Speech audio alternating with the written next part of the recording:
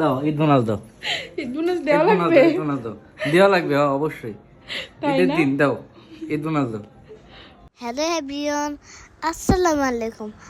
আপনারা কেমন আছেন? সবাইকে ঈদ মুবারক। সবাই ঈদ কেমন লাগলো আপনার সবাই কমেন্ট করে জানাবেন। ঈদের দিন আমরা বাবার সাথে কলাকলি করলাম, মজা। আব্বুর কাছ থেকে আমি সালামি নেব, দেখি আমার বাবা আমার কয় টাকা দেখে সালামি দেয়। এখন আমি এই টাকা নিয়ে মার কাছে জমা রাখবো। বাবা সালামি নিয়ে লুকাচ্ছে পয়সা, মাসাঙ্গা পয়সা, মাসাঙ্গা ইয়ে স্যার বলল।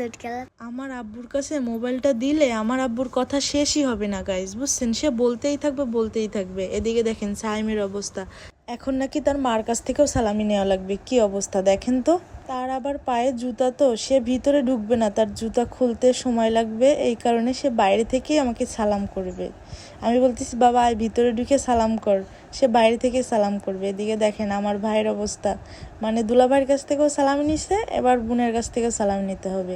এই যে আমার এটা হলো আমার দেবর খুবই লজ্জা পাচ্ছে, সালামি নিবে। হ্যাঁ সালামি আপু, আসসালামু আলাইকুম আপু। আসসালামু আলাইকুম, ঈদ মুবারক। আপনারা কারা? আপনাদের তো চেনা যাচ্ছে না, মুখ তো একটু উঠান লাগবে, মানে যারে তারে তো আর ঈদ খরচ দেওয়া যায় না। মানে কাদের বাসায় আসছেন? আমার বোনকে বাসায়। ও বোনকে বাসায় আসছে। সাইম চেনো তুমি এনরা কারা? হ্যাঁ এনরা কারা চেনো? কারা বলো তো একটু, তুমি চেনোই না? তাই সালাম না করলে তো সালাম দেওয়া যাবে না, আগে সুন্দর করে সালাম করতে হবে।